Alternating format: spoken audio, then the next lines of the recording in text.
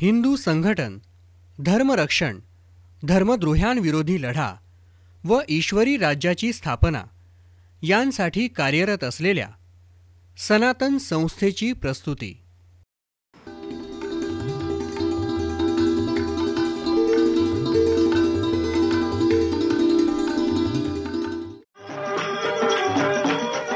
होळी म्हणजे रंगांचा सण. हिंदू संस्कृतीत व भारताच्या इतिहासात होळीला एक वेगळेच स्थान आहे. या दिवशी आपापल्या रूढी परंपरेनुसार सर्वजण एकत्रित येऊन आनंद लुटतात. परंतु या उत्सवाच्या निमित्ताने काही गैरप्रकार घडतात. त्यामुळे उत्सवाचा मूळ उद्देश बाजूला राहून सर्वसामान्यांना तो नकोसा होत आहे. सध्या होलिकोत्सव म्हणजे खंडणी वसूल करून व रंगपंचमीच्या दिवसात जबरदस्तीने रंग लावून साजरा केला जाणारा सण अशी त्याची ओळख झाली आहे.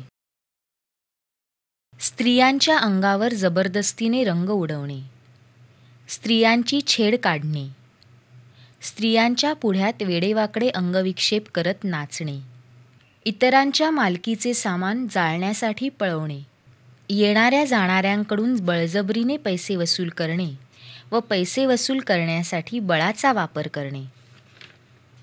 या गैरप्रकारांपैकी कोणते गैरप्रकार आपल्या भागात घडतात याचं निरीक्षण करा.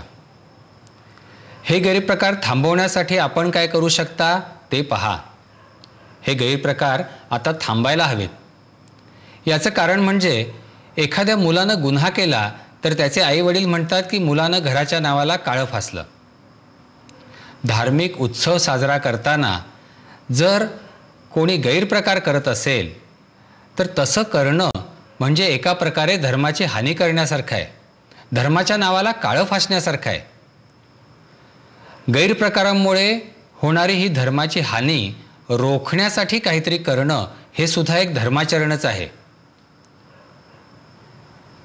धार्मिक उत्सवांच्या नावाखाली होणारे हे गैरप्रकार रोखण्यासाठी आपण काय करू शकतो हे आपण आता पाहूया.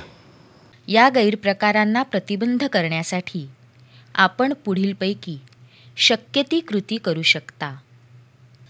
यासाठी पोलीस व सरकारी अधिकारी यांना पत्र पाठवून वा दूरध्वनी करून गैरप्रकारांबाबत कळवा. निधी संकलनाच्या वेळी जबरदस्ती होत असल्यास पोलिसांकडे लेखी वा दूरध्वनीद्वारे तक्रार दाखल करा. सार्वजनिक ठिकाणी जुगार अथवा मद्यपान होताना आढळल्यास पोलिसांकडे दूरध्वनीद्वारे तक्रार दाखल करा.